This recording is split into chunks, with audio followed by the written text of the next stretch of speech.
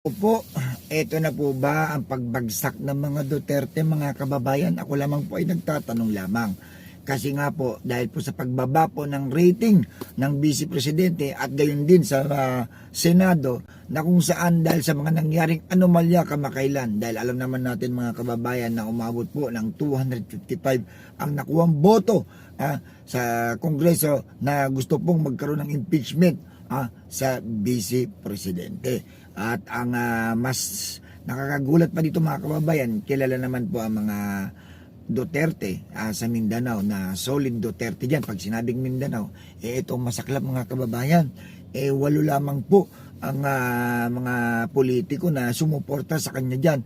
The rest po out of 60 mahigit mga kababayan ng mga politiko, gusto na pong magkaroon ng impeachment at makita kung paano harapin ng Vice Presidente itong mga aligasyon laban sa kanya, no? Gusto po nila magkaroon na nga talaga ng impeachment trial sa Senado.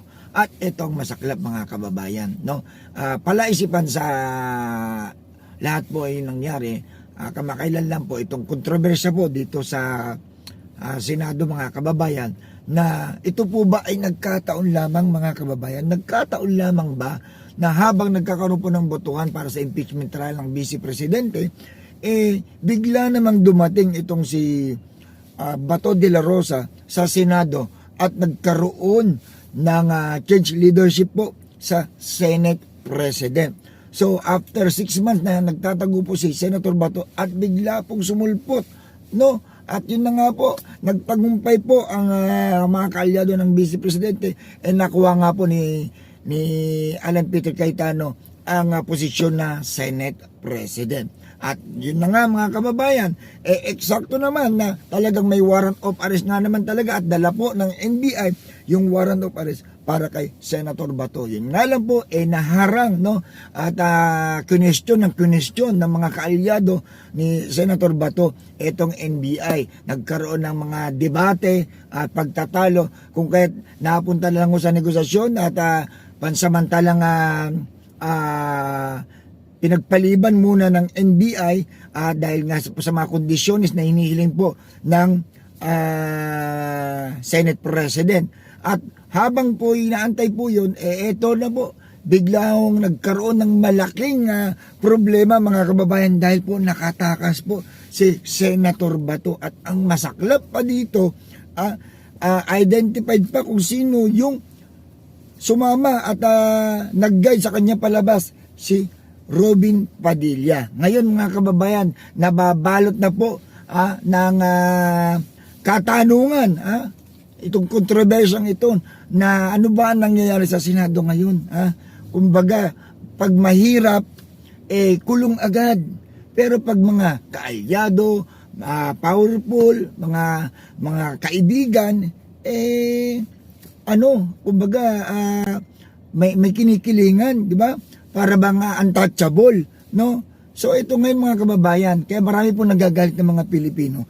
Kasi nga po, bakit ganito? Ang daming mga pasikot-sikot, ang daming mga drama, ang daming mga cheche-bureche nangyayari ngayon sa gobyerno natin.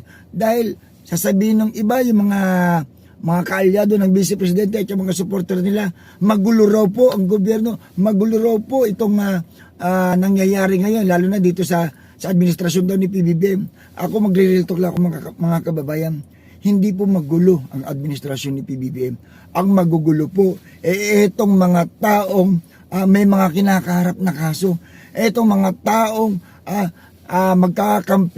nagkakampihan, pinagtatakpan nila ang kanilang mga kaalyado. Sila po ang nagpapagulo mga kababayan, real talk lang ho yan. Dahil po ang ating Pangulo, tuloy-tuloy lang po sa pagtatrabaho ng ating Presidente, PBBM, no? Never siyang pumapatol sa kanyang mga basher, sa kanyang mga tao, sa mga politiko na panay ang batiko sa kanya, no? Kaya dito nyo malalaman mga kababayan na sa kakabatikos nila, kakabato nila sa Pangulo, tuloy na pong bumulusok pababa ang rating pati ng Vice Presidente at ng Senado, no?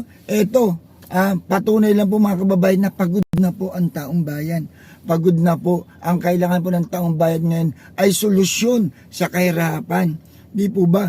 Kung ganito puro away, puro gulo mga kababayan, walang mangyayari. Nagsasawa rin ang mga Pilipino sa mga ganyang galawan. Kaya po, hindi na po nakakapagtaka, bumulusok na po pababa ang rating po ng Vice Presidente. No? At very obvious, nalaman na rin ng taong bayan na talagang merong pinagtatakpan. Meron ba talagang pinagtatakpan?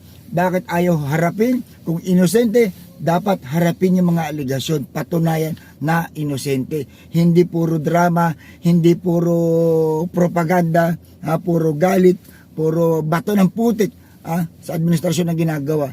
Hindi na lang harapin yung mga kaso. Yun lang po mga kababayan, nagre-real talk lang tayo. Walang pikunan, walang balat sibuyas. Nagsasabi lamang tayo ng katotoo mga kababayan. Salamat.